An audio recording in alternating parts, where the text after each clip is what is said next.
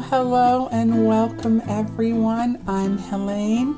I hope you are having a most beautiful day today, and I am back finally with a new tutorial of this fun, cute, functional bag or pouch. You can make this in just about any size you like for a variety of uses. It could be a great cosmetic bag, a jewelry pouch, make it large enough for a project bag, on the go, ball of yarn, pattern notes. You could even add an inside crocheted pocket large enough to fit your hook, and you can make a companion pouch for your notions such as your scissors, your yarn needles, measuring tape, stitch markers, and all that good stuff. And the nature of the stitches, with they're close together so that you don't need to have a lining unless you want to, or for example you have a yarn that you really like and want to use, such as this oldie but goodie Cascade Avalon yarn that I really like a lot, and I do use it for other bags and summer crochet hats, but on this one it turned out just a little bit too puddly.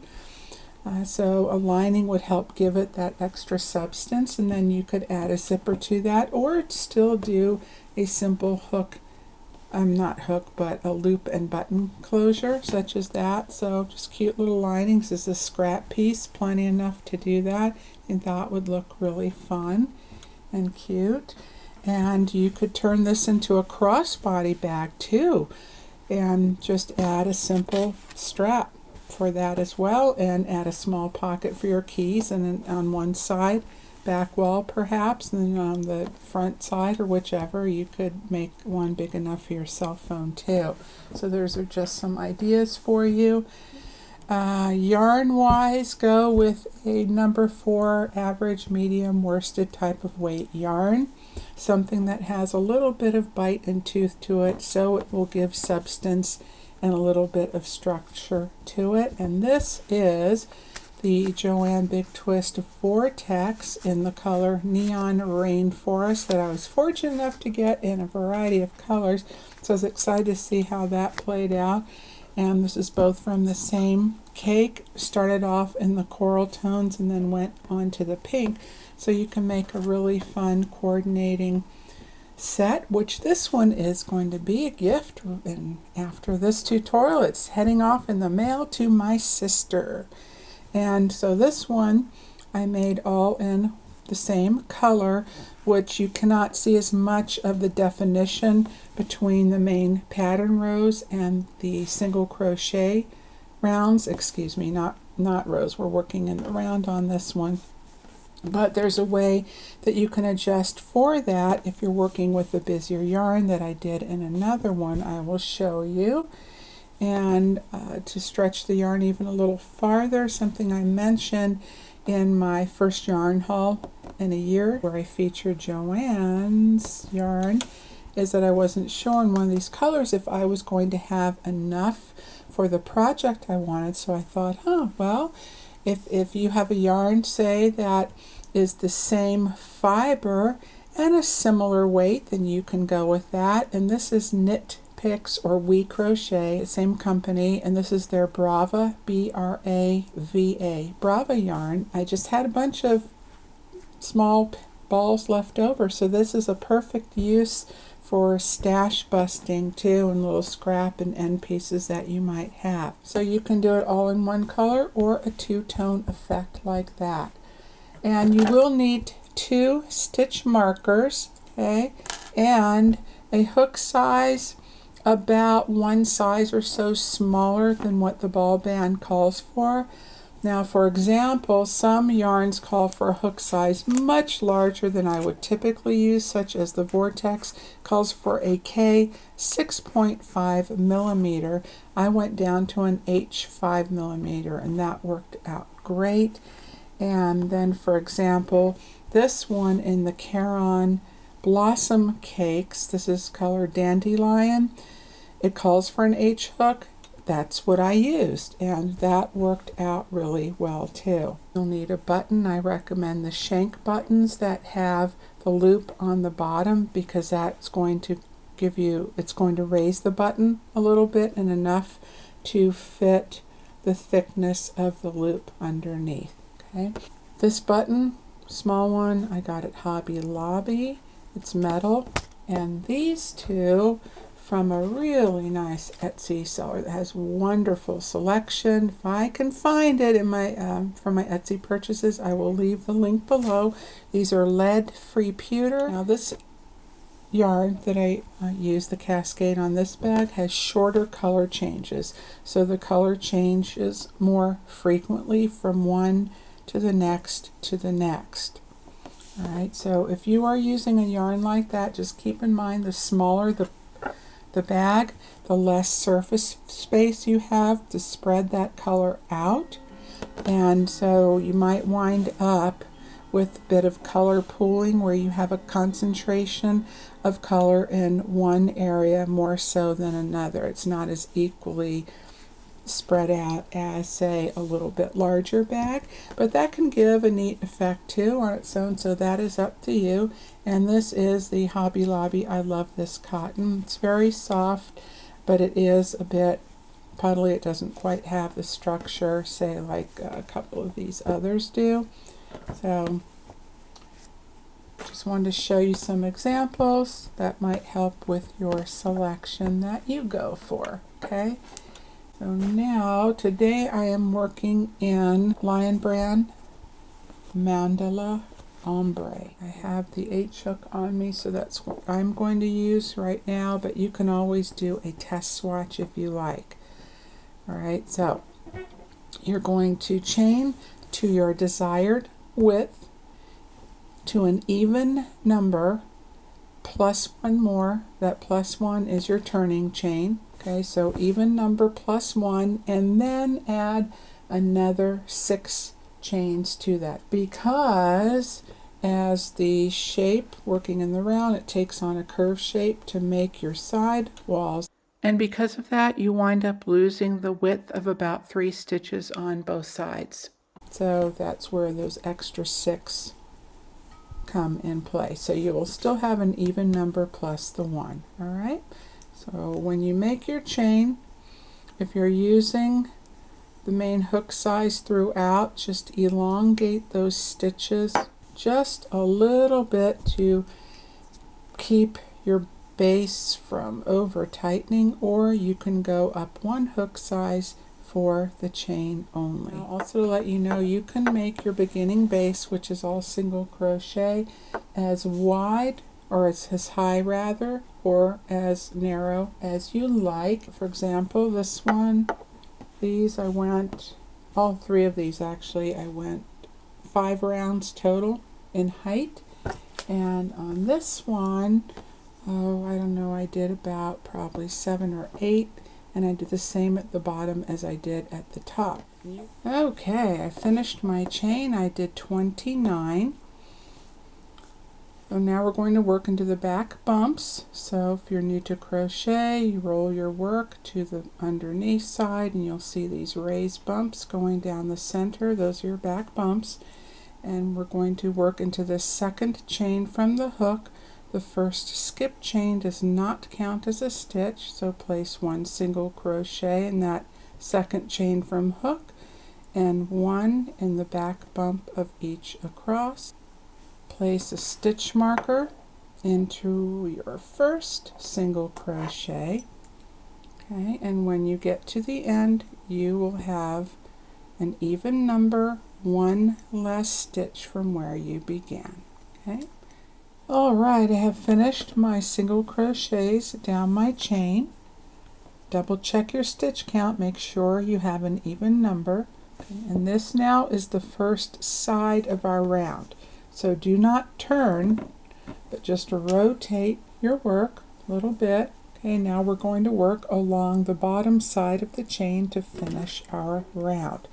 You can crochet over your tail if you like, but I wait until my second stitch rather than the first, because if you bring your tail down, it's going to pull the knot down and up with it and create a lump there. Okay, so bring it away from you for the first chain, and that first chain is directly across from your last. Okay, and through both loops place 1 single crochet, and now you can bring your tail down flush along bottom edge a little bit and just crochet as you go, and now work into the next chain.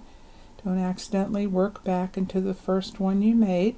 Second chain, single crochet, and then again 1 single crochet all the way down, and you should have the same number of single crochets as you did on the first side that you worked. Okay. That's the number you're going to maintain throughout your piece, so if you need to, go ahead and write that down. I've reached the end of the other side of my chain. I have 1 more single crochet to go at the end, and it's important to make sure you have the correct stitch count. Okay. Alright, that completes round 1, and now place your second stitch marker into that last single crochet. So we're always going to have a stitch marker in the first and last single crochet of each round. Now we're going to slip stitch into that first stitch marker, the first single crochet, and this looks like a stitch in the center, but it is not. That is our beginning slip knot right there. Okay, so do not accidentally single crochet into that.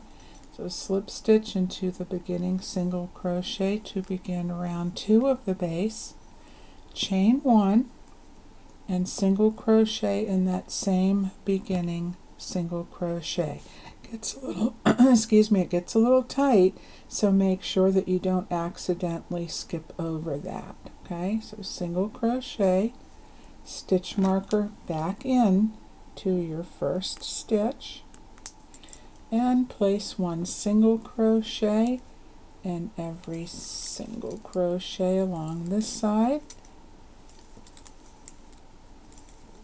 And I like to count as I go for my base round to make sure I have the correct number. Okay, so now I'm at the end, and you can see on round 2 the work is already starting to create a curve shape. So make sure you don't accidentally miss the last one. Work into both of those loops on the first half, and then we begin into this very next single crochet that's also slanting down a bit. That's your first one coming up the other side, and then you work the same number all the way to the end. Okay, at the end of round 2 of our base,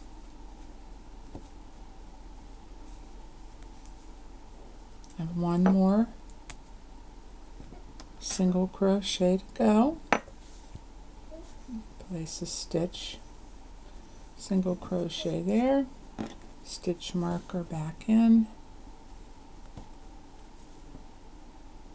Okay, and now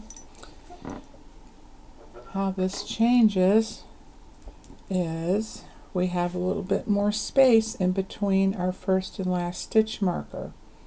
So the center is not a stitch, that is our beginning slip stitch, and right next to it is the chain 1. So you skip over both the slip stitch and the chain 1, and then you single crochet into that beginning single crochet with your stitch marker, and that is going to create the nice curve shape and corner for your bag, bottom corner.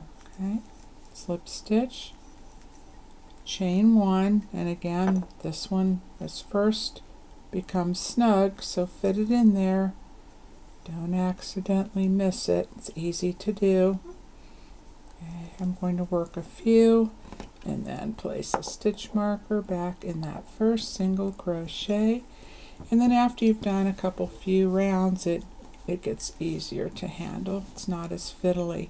So this now will begin round 3. So you continue in this way, repeating round 2 up to the height that you want. And now that it starts to curve in, you can just poke your finger in to invert it back. So now this is on the right side still of your work. And this way just makes it a little easier going around and around. So just work to the height that you like. I will meet you there, and then we'll begin our main stitch pattern.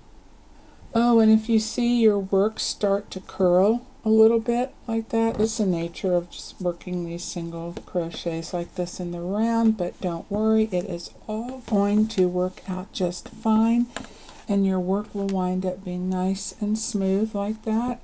And I did not block this or anything. This is just exactly how it came out. I finished my base rounds, decided to go up 4, and I also decided to color control a little bit. So I wanted to go into the coral for the main pattern. And if you are changing colors, you can either cut your yarn each time. It's up to you. Going to give you more ends to sew in. Or you can just carry up your yarn with whatever method you prefer. Alright, so with my last stitch to go, change color, I'm going to insert my hook into my last single crochet, pull up a loop, and to complete that stitch I will bring in my new color, leave enough tail to sew that in. Okay, and then I'm going to slip stitch to join, and it's more fiddly doing that, and especially carrying up your yarn, but then of course less ends, so it's all a trade-off, just like with most things. All right, and now chain 1, put a stitch marker back into your last stitch. And then now in that beginning single crochet, still on the right side of your work, place 1 single crochet and 1 double crochet all into that same beginning single crochet. Okay, and then second stitch marker, put your stitch marker back into that first single crochet. Now I'm going to take a sec to tie this yarn. I just do a little square knot on the back, leave just a little gap between the knot and the base of my work, so then when I go to sew in my ends I can tuck that length underneath, and then the knot is invisible and you don't feel that at all either. Alright, so now to continue with round 1 of our main pattern, you skip the next single crochet and single crochet and double crochet in the next, and that's all you do all the way around. Skip the next single crochet and double crochet in the next, skip 1, single and double in the next, all the way around. Okay, and when you come around to the end, your last single crochet and double crochet will land into the last stitch before your stitch marker. Okay, and I will meet you there. Here we are at the end of round 1 on the right side of the work, the first round of our main pattern.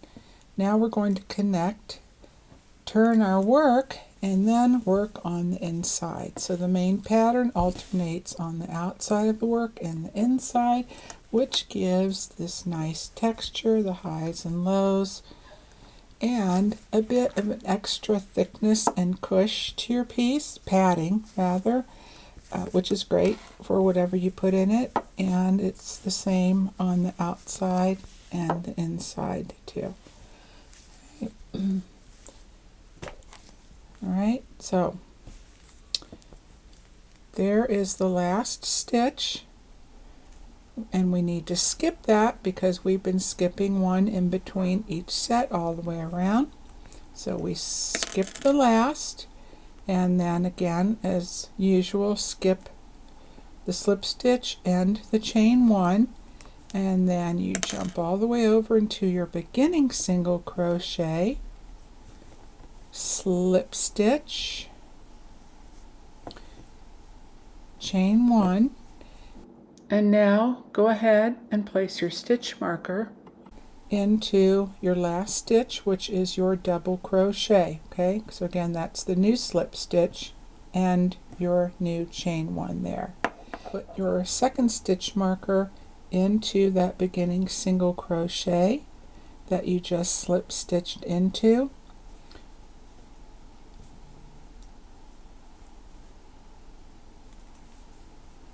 and now turn your work, and now that single crochet that was your first stitch of the round becomes the last stitch in this round. And now the first stitch is your double crochet. We're going to skip that double crochet. You can take the stitch marker out and then slip stitch into the single crochet, and that becomes your new beginning stitch. Chain one, and in that same single crochet place one single crochet and one double crochet to get back into pattern. Stitch marker back into your beginning single crochet, and those two stitches count for the single crochet we just worked into and that double crochet we skipped. So now you just continue on where you skip the double crochet, and in the single crochet place a single and a double, and this is what you'll work all the way around. One single crochet and double crochet into every single crochet all the way around, and your very last set will be in the last single crochet with your stitch marker. So you can place your last set of the single and double right there. Okay, and that's where I'll meet you. I'm back around at the end of round 2 of the first set of our main pattern, worked on the inside of our work. There's my last set of the single and double crochet, and I placed my stitch marker back into my last stitch, the double crochet. And now again, because we have skipped one stitch in between each set, we do that again by skipping our next stitch, which is the double crochet. And it looks a little funky because we're on the wrong side of the work, but that is your very next stitch right here. And then next bar, that is our slip stitch from the inside of the work plus the chain one before we turned. So you skip over all of that, slip stitch into your beginning single crochet where your stitch marker is,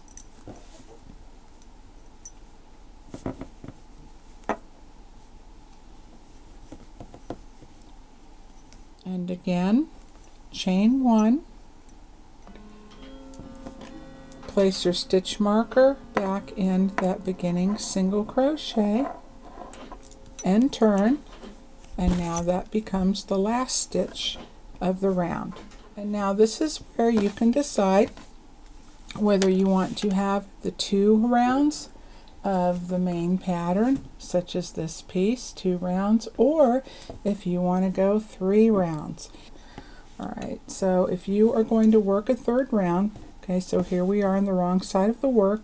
We've already chained 1. You just turn, just as we did before. You skip the beginning double crochet, slip stitch into that single crochet and work your single and double into that same stitch, and in each around just like we did, and make sure you put your stitch markers in your first and last stitch of the round. Okay, and when you do that, that brings you, you'll be working this third round on the right side of the work. So all of our single crochets will always be on the right side. Okay, so then you can just go right into the single crochet round, which we are going to do now, following the 2 rounds of the main stitch pattern. Slip stitch into your beginning stitch, then chain 1 and turn to the right side of your work. Then single crochet in that same beginning stitch and work my single crochets in each stitch all the way around. So that's 1 single crochet placed in every single crochet and every double crochet all the way around. And when you get to the end of this round, it's a good idea to double check your stitch count to be sure it's the same, because this sets you up for the next set of the main pattern rounds. I finished the single crochet round, and as you can see, I decided to change colors again. This is where you can decide if you want to work just the 1 round of single crochet in between each set of your main pattern. I did in this piece and in this one, or if you want a little more separation, especially if you are working in the same colorway throughout, another round or 2 will definitely help. So I did 2 rounds on this bag here. This one was the first I made, and I only did 1 round, and you can see how much more the stitches blend from one to the next. And just 1 extra round made all the difference to really make those textured stitches pop. Alright, so just like you would join in any regular crochet round, place your stitch marker first in the last single crochet of the round, and just slip stitch to your beginning single crochet. It's a little tiny little squished slip stitch, and then my chain 1 there. So slip stitch, chain 1, and stay on the right side of the work, single crochet in that beginning single crochet, and in every single crochet around, and make sure you put your stitch marker, if that helps you out, back into your beginning single crochet. And here I am at the end of my second single crochet round, still on the right side of the work. So now I'm going to get you started reconnecting to work that beginning main pattern round again, and you just do like you did before after working the last round of your base. And so the first round of our main pattern is worked on the right side of your work, and since we are on that, you do not need to turn. You just slip stitch to your beginning single crochet, chain 1, and make sure you put your stitch marker into the last single crochet of the round.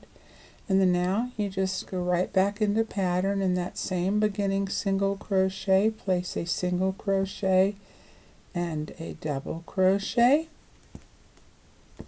skip the next, single crochet, double crochet in the next, and that's it all the way around. Skip 1, single double in the next, repeat, and as before, your last single crochet and double crochet together will be in the stitch before the last. Alright, so I will meet you there. Reconnect one more time. Okay, now here we are at the end of our first round of the second set of the main pattern.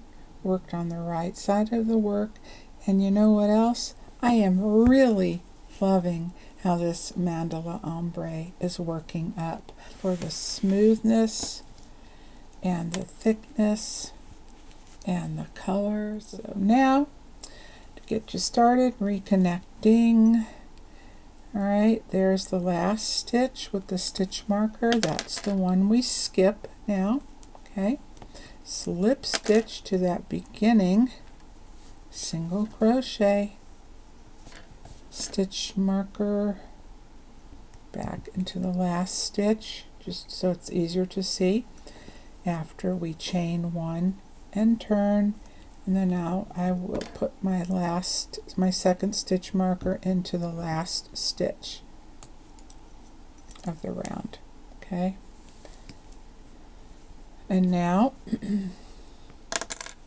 you skip over that first double crochet. Remember, you skip over that and you work into the single crochet with your single crochet and your double crochet, and stitch marker back in the beginning single crochet, and that's it. Just as before, you place your set of single and double in every single crochet all the way around. So you repeat these sequences and you do either the 2 or 3 rounds of the main pattern and however many single crochets in between, and work to your desired height and leave enough room for however you would like the width of your border. I'll meet you at my last set of the main pattern. We'll reconnect for doing the border. Alright, so I will see you there. Here we are at the end of the desired height of our bag, and I did 4 main pattern repeats with 2 rounds of each.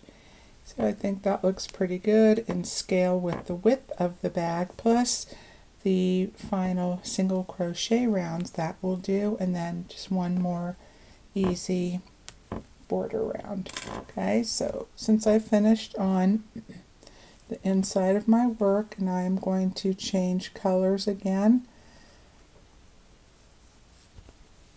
pull out that last leg of my double crochet to bring in my new color to finish that stitch. And if you work just the 2 rounds of the main pattern below, then you chain 1 and turn to the right side of your work. However, if you worked the 3 rounds of the main pattern, you are already on the right side, so then you just slip stitch to your beginning stitch. You don't need to chain, just like you've been doing. And then we work directly into the first stitch with a single crochet and 1 single crochet in every stitch around, and you just continue on as you did in the previous single crochet rounds to however many that you like. I finished the top single crochet rounds of my bag. I just did 3, looking at it thinking scale wise that looked good. You just jump right into that beginning single crochet and start slip stitching around. You can place your stitch marker into that beginning single crochet and slip stitch through both loops all the way around, being careful not to over tighten. And you can go up 1 hook size for this portion if you need to. Okay, and I will meet you back around, show you how I connect to create a seamless join. Alright, so instead of slip stitching to the beginning stitch, chaining 1, that's going to create a knot and lump at the top, so I just pull my yarn through, and you can use your yarn needle if you want, or your crochet hook. And I just go with my hook from back to front, bring my yarn through to close those 2 sides, and the yarn needle, which you're going to need to sew in your ends anyway. Then I go around from the left to the right, skip over that beginning stitch, and into the next stitch, and making sure I go under the slip stitch, okay, and bring that through.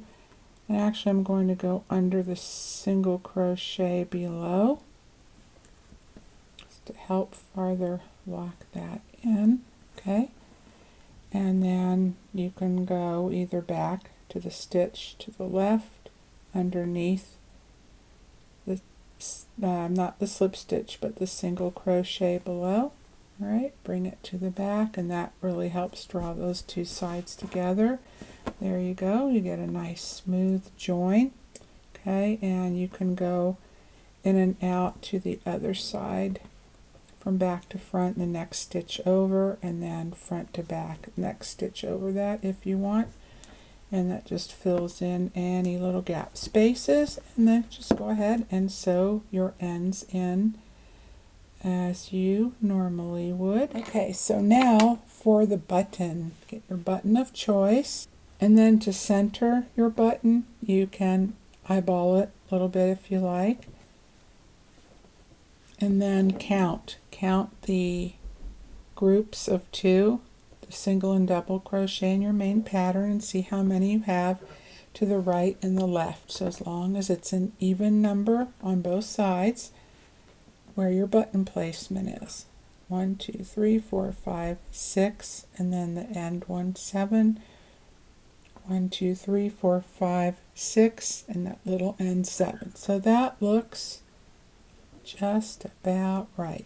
So go ahead, secure your button on really well, because this is going to get the use and taking it on and off. So you want to make sure it's secure, doesn't come off, but then not so flat and tight down on your work. You need to have a little bit of lip there, a little space to get your loop under, okay. So I'm going to sew mine on, and then I'll work my loop with you. And now to add the chain loop closure, turn your work upside down. See the sun's coming in a little bit, but hopefully we'll be able to see that okay. Make a slip knot with enough tail to weave in your ends and secure the chain to the base of your work a little bit more when we're all done.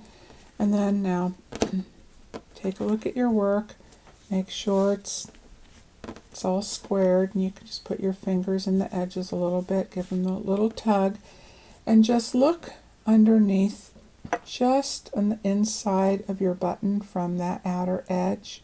Not too far, but just enough.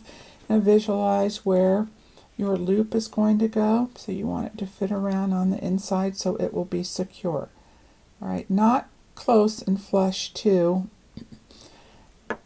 your the loop on the bottom of the button here, because you're going to have the thickness of the chain. So you want to have enough space between the loop and the outer edge of the button. All right, so just bring that up and align that with the first stitch, closest stitch, and then align that with the closest stitch on the back.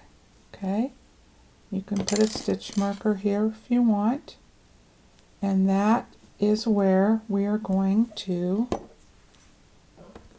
insert. Okay, so go from, with your hook, from the outside to the inside, put your loop on your hook and leave a little bit of space between the knot, just a little space between the knot and your hook. You pull that through in that way so the knot doesn't come through the other side. And just start chaining, and as you chain you can just cinch it down a little bit, lock that one in for sure, and then you start working the chains, keep them, like I said, nice and close together. Just chain however many, just kind of eyeball it to where it looks like, okay, that might be enough there to go around the button. Okay, we're going to go around and make sure that the right side is up and there are no twists.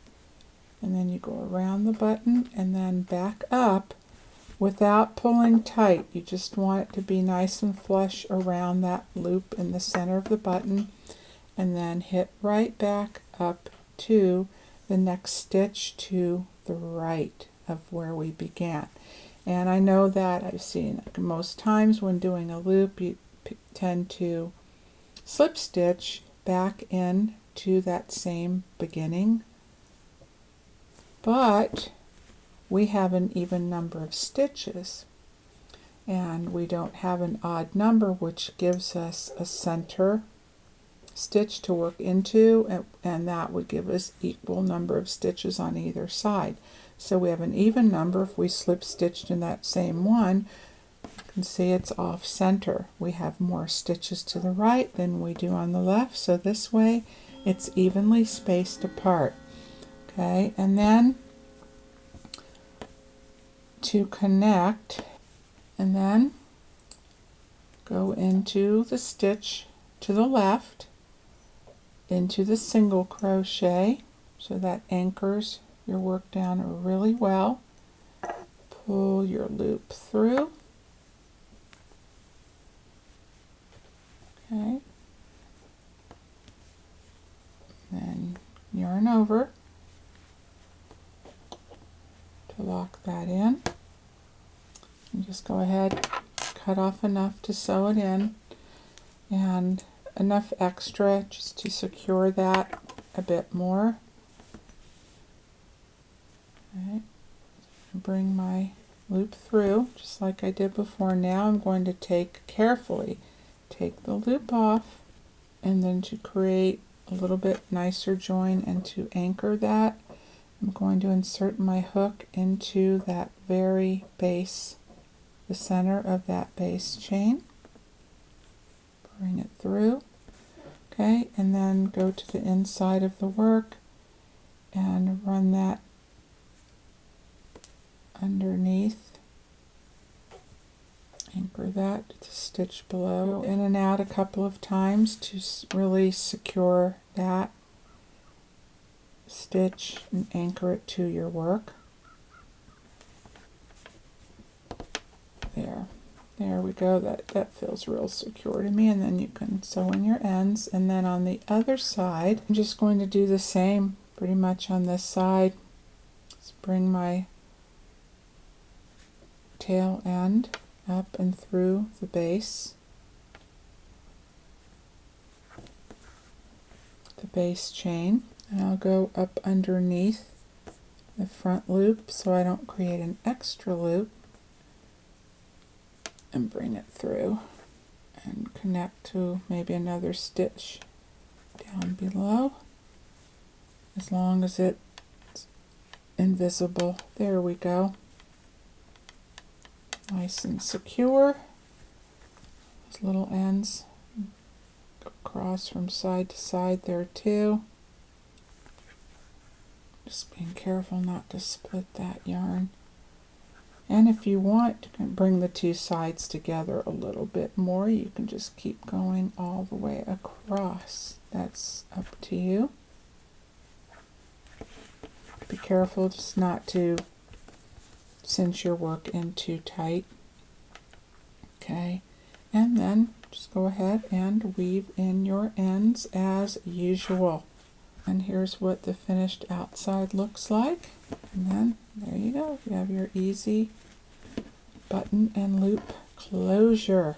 And there we are. Ta-da! Another finished project. So I hope you liked that, the look of it, and that was fun to make. All right, well, I'm going to go outside and get some sunshine. First time in a while we've seen it, so I'll have to get it while we can. Gorgeous day out, and I really hope you are enjoying yours, and we'll come back again next time. Okay, take good care, as always, everyone. Okay, and I hope to see you again soon.